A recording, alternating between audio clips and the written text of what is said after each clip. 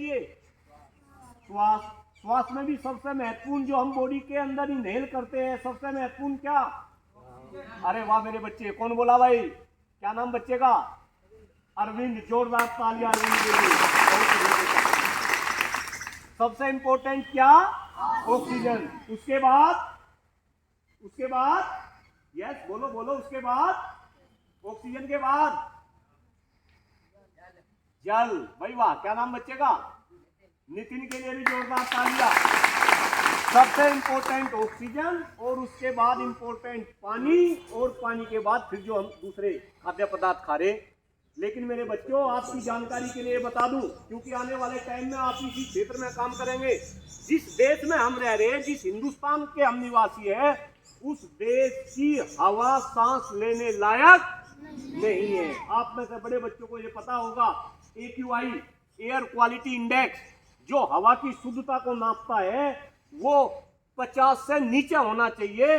लेकिन हिंदुस्तान का AQI अब कभी भी 50 से नीचे नहीं रहता।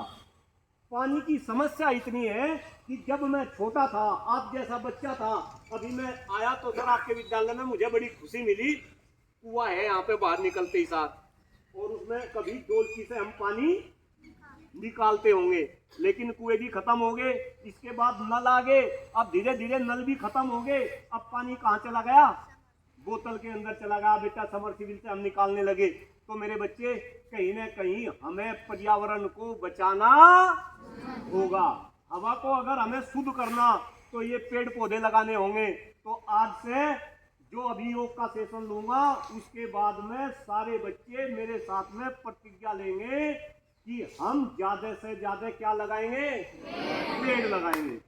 और मैं आपके बीच में एक ऐसा शख्स खड़ा, बेटा मुझे पेड़ लगाने का शौक है, और आज से 12 साल पहले जब मैंने पेड़ लगाने शुरू करे तो घर के अंदर सर एक पंडित जी आ रहे थे। मैं उनसे ऐसे ही पूछने लगा, मगर पंडित जी सबसे धर्म पुण्य का काम क्या है? तो पंडित जी ने मुझे बताया, उनको प्रोफेसर साहब 2 पेड़ लगा दो और उन पेड़ को पाल दो, मेरे हिसाब से सबसे धर्म का काम है। और अगर वे पेड़ बरगद के और पीपल के हो तो सुनने में सुहागा। तो मैं उन्हें पंडित जी को बोला, मगर पंडित जी अगर मैं 2 की जगह 100 लगा दूं? तो वो पंडित जी हंसने लगे। वो प्रोफेसर साहब पागल हो गए, 100 कैसे लगा सको आप? मैं बेटा बिल्कुल, मुझे बताते हुए खुशी हो रही कि आज मैं 2 नहीं 100 नहीं, कई हजार पेड़, जिस कैंपस के अंदर मैं प्रोफेसर हूं पिछले 15 साल से, कई हजार पेड़ मैं उसी के आसपास में बरगद के लगा के बड़े कर रखे। सौरभ भाई साहब कहते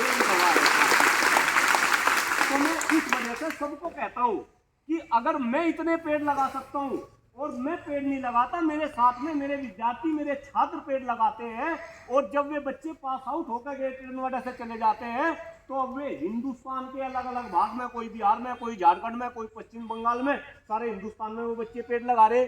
तो बेटा अगर वे बच्चे ऐसा कर सकते हैं तो कम से कम एक पेड़ तो हम भी लगा सके हैं। आप अपने घर में लगाओ, घर के आसपास में लगाओ, अपने विद्यालय के पास लगाओ, खेत में लगाओ। आप तो सारे बच्चे ग्रामीण क्षेत्र से है, तो आज क्या सारे बच्चे और बच्चियां मुझे इस बात का प्रॉमिस करके जाएंगे कि हम एक एक पेड़ लगाएंगे, हाँ या ना?